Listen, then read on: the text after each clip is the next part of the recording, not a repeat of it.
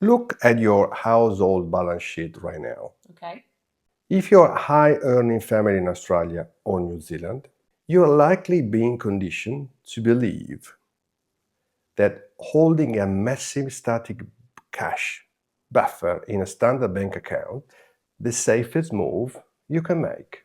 But let's look at the actual macro metrics. When you factor in a real cost of living indicators, inflation, and shifting tax threshold, that capital isn't sitting safely, is actively losing ground.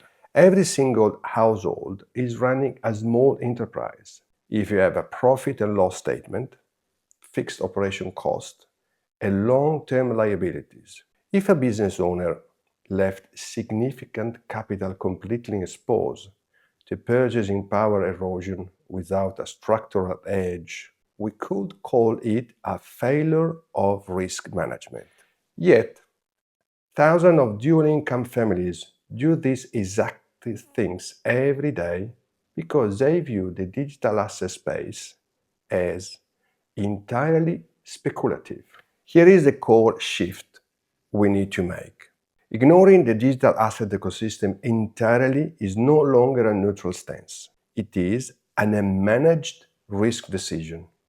It is deciding to opt out of an entire shift in technology and capital allocation without actually mapping the consequences. We aren't talking about trading or guessing market direction. We are talking about structure. Okay, Alessandro, let's pause right there. Yep. Because if I'm sitting at home watching this as a parent or a business owner who is already completely stretched for time, my immediate reaction is pushback. This all sounds incredibly neat when you're looking at corporate balance sheets or if you're a full-time fund manager. But how does a busy couple actually map out volatile digital assets without staying up all night checking charts on their phones or computers? Now, the reality for most high income households isn't a lack of interest, it's a lack of time and a massive amount of anxiety. They look at the wild price swings of digital assets and think, if I put our hard earned capital into that framework, I'm bringing an absolute chaotic variable into my family security. And structure requires someone to consistently monitor a screen at 2 a.m. And to feel safe, it isn't a management system, it's a second job that stresses the entire household ecosystem. How do we bridge that gap? Stay with us. You bridge it by separating volatility from chaos through clear architecture. That is exactly why we engineer the high block strategy. We don't look at digital assets as one big risky bucket. Instead, we map them out using a system called the High Risk Ladder. The entire framework relies on one absolute rule. You never step onto a higher rung of the ladder until the foundation beneath it is completely locked down. At the absolute base of this architecture is what we call the seed block. This has nothing to do with chasing returns. The seed block is exclusively focused on stable asset and rigorous custody security. This means understanding how to hold assets securely, ensuring there is zero personal wallet overlap, and ensuring your custody infrastructure is completely institutional grade. Only when the seed block is fully established do we even discuss moving up to the core block or allocating toward the flow block. The flow block handles structural rule-based movement within the framework. Okay.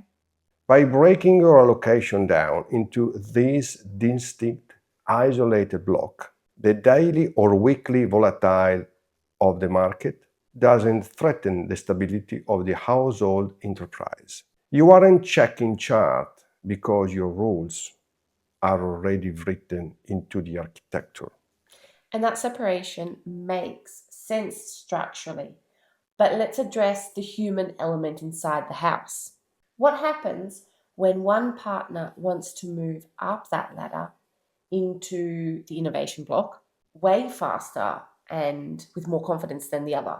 So many households, high earning, you have one partner who is deeply curious about new technology and wants to allocate capital aggressively to higher risk tiers, while the other partner is focused entirely on defense, debt, and serviceability, and protecting that family baseline. Now, if you don't align those viewpoints first, implementing and organizing any strategy, no matter how technical, will cause friction. Absolutely. And the solution is setting structural boundaries before single dollar moves. We advise couples to treat risk tolerance as a hard constraint, not a debate. If one partner has a lower threshold, that threshold defines a boundary for the household broader allocation. You don't compromise on safety. Instead, you create an isolated, capped allocation within the higher tiers, like the innovation block, that represent a small acceptable parameter of risk that both partners explicitly agree on.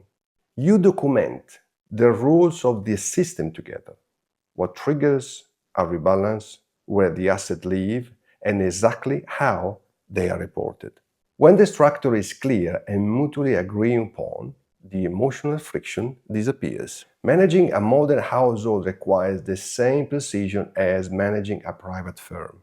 Relying solely on legacy cash position leaves you exposed to silent erosion, but jumping blindly into a digital market without a plan leaves you exposed to a chaotic volatility.